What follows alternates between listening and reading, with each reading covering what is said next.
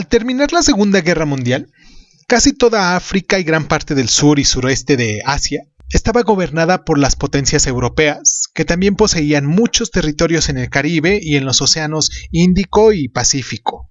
Entre las 3 décadas siguientes, la mayor parte de los pueblos colonizados habían conseguido su independencia, a veces de forma pacífica y a veces a través de guerras de liberación. A finales del siglo XX, casi no quedaba ningún vestigio de los imperios. Fue un desmantelamiento rápido de un sueño imperial que había tardado siglos en construirse. Hubo una serie de factores que provocaron esta transformación.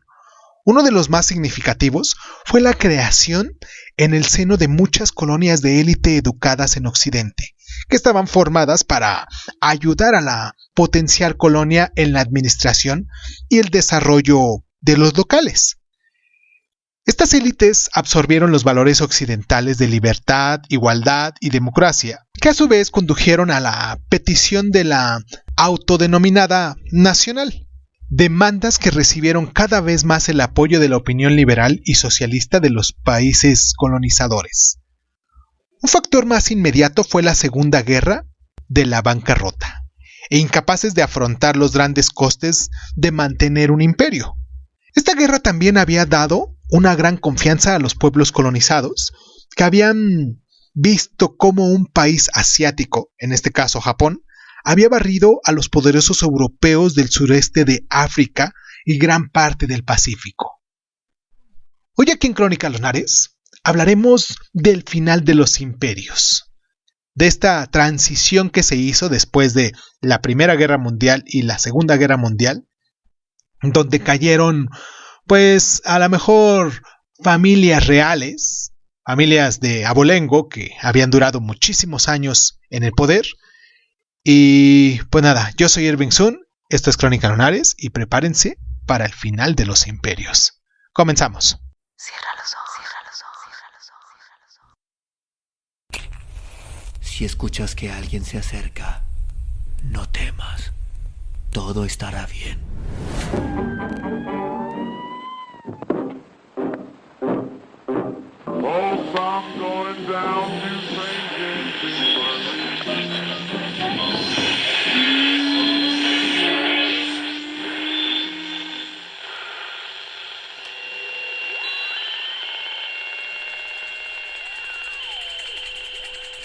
Estás escuchando Crónica Lunares, el lugar donde entra por tus oídos.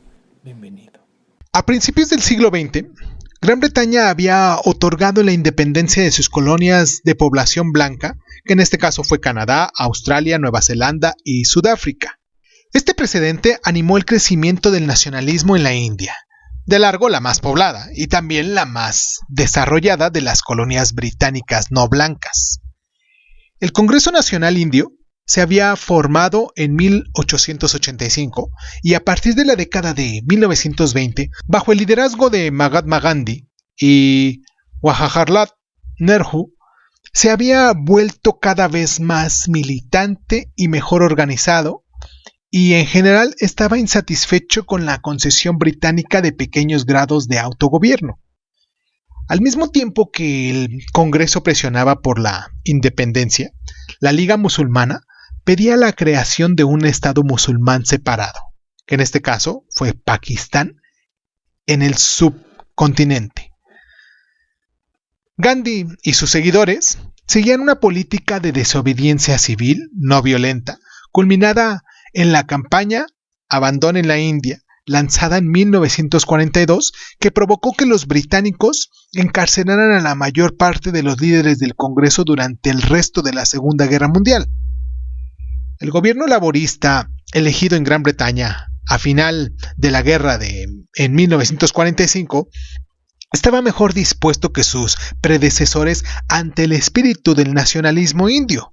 También se enfrentaba a una crisis financiera posbélica que hacía imprescindible deshacerse de la carga imperial lo antes posible. El resultado fue la concesión de la independencia en 1947, cuando el subcontinente fue dividido precipitadamente entre una India hindú y un Pakistán musulmán. Aunque la independencia se había conseguido a través de la no violencia, su consecución fue seguida de atrocidades terribles. Recordemos la participación que condujo a movimientos en masa de refugiados en ambas direcciones, durante los cuales murieron cientos de miles en masacres sectarias. Vamos a hacer nuestra primera pausa aquí en el programa para recordarles a ustedes nuestras plataformas, para que se pongan en contacto con nosotros, para que nos dejen sus mensajitos, para que estén al pendiente de lo que estamos haciendo aquí en el programa. Como Crónica Lunares de Zoom nos encuentran en Facebook, en Instagram, en YouTube y pues nos descargan en todas las plataformas de audio y podcast, ¿vale? Así de sencillo. En cualquiera de las que tú nos estés escuchando, ahí quédate, porque de todos modos, ahí vamos a seguir. Vamos a hacer la pausa y regresamos.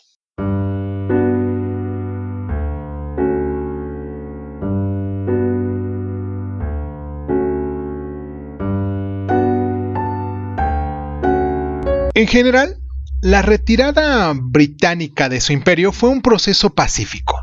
Sin embargo, hubo excepciones y a lo largo de la década de 1950, por ejemplo, las fuerzas británicas combatieron el movimiento independentista de Mau Mau en Kenia. Para los británicos, los Mau Mau eran terroristas, pero para muchos keniatas eran luchadores por la libertad, una dicotomía que se puede observar ampliamente a lo largo del proceso de descolonización. La otra gran potencia colonial europea, en este caso Francia, tuvo una actitud similar. Aunque la mayor parte de su gran imperio africano había conseguido la independencia de forma pacífica hacia 1960, después de la Segunda Guerra Mundial, los franceses resistieron violentamente los movimientos independentistas en Indochina, que habían estado ocupadas por los japoneses durante toda la guerra. En Vietnam, el Viet Minh, procomunista, había declarado la independencia tras la derrota de Japón, pero se vio obligado a retirarse a sus bases seguras cuando regresaron los franceses a reclamar su derecho a gobernar.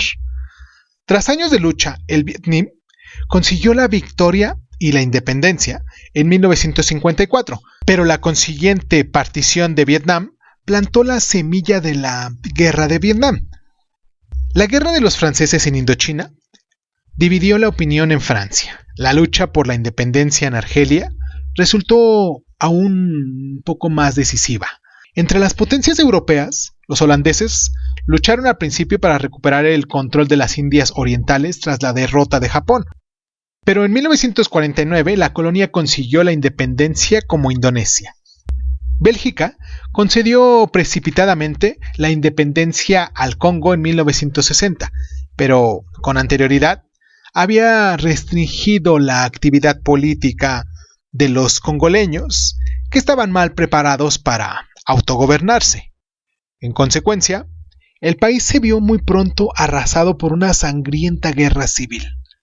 Portugal se aferró desesperadamente a sus colonias africanas, combatiendo los movimientos independentistas locales hasta 1974, cuando la dictadura derechista fue derrotada en Portugal.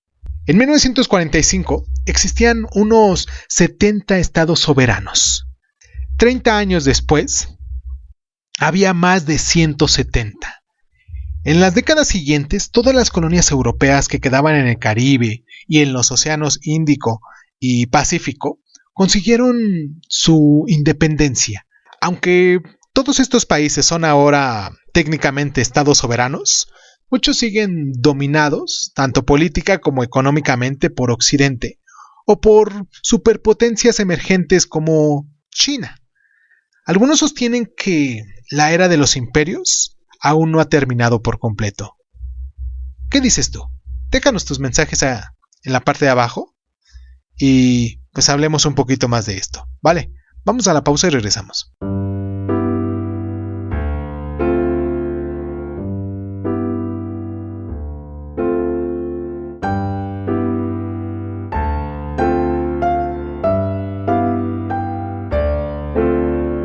En el instante en el que un esclavo decide que no quiere seguir siendo esclavo, caen sus grilletes.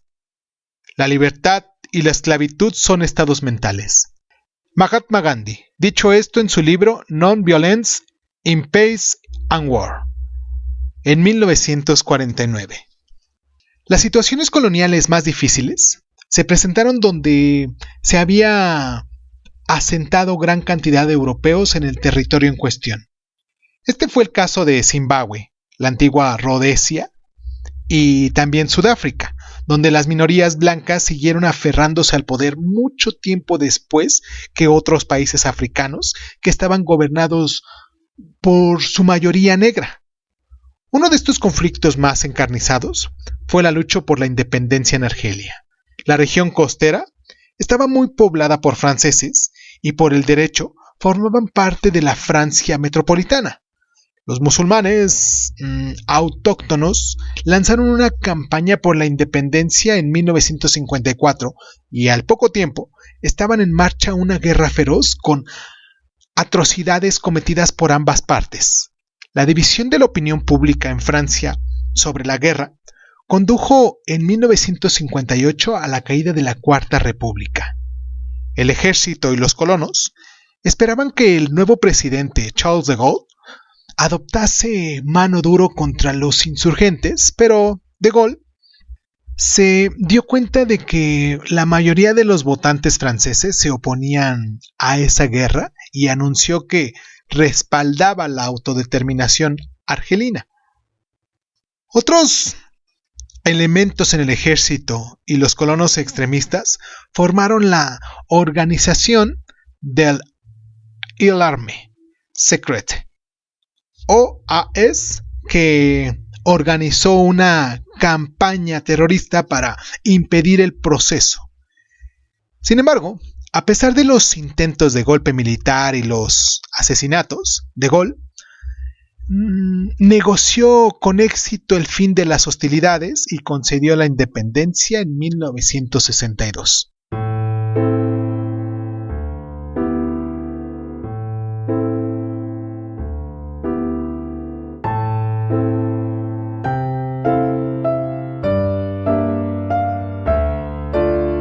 Los vientos del cambio soplan por este continente. Harold Macmillan, primer ministro británico, que hizo su discurso en la ciudad del Cabo, en Sudamérica, el 3 de febrero de 1960.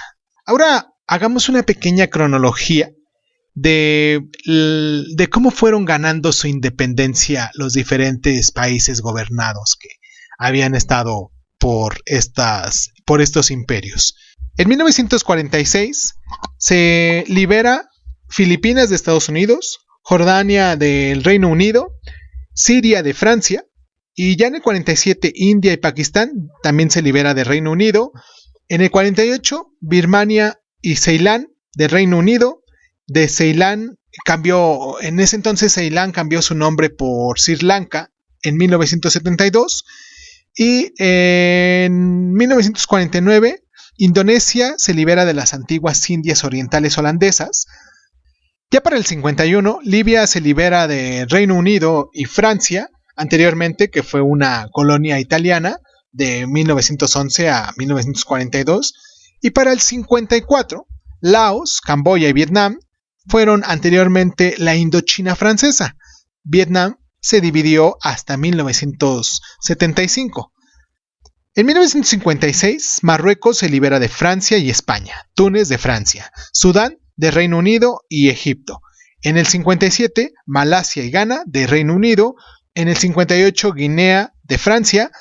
En el 1960, Mauritania, Senegal, Mali, Costa de Marfil, Alto Volta, Burkina Faso, lo que se le llama ahora, Togo, Dahomey, Benin, lo que era Benin, lo que es ahora Benin, Níger, Chad, República Centroafricana, Camerún, Gabón, Congo, Brazzaville, Madagascar, que se libera de Francia, y Chipre.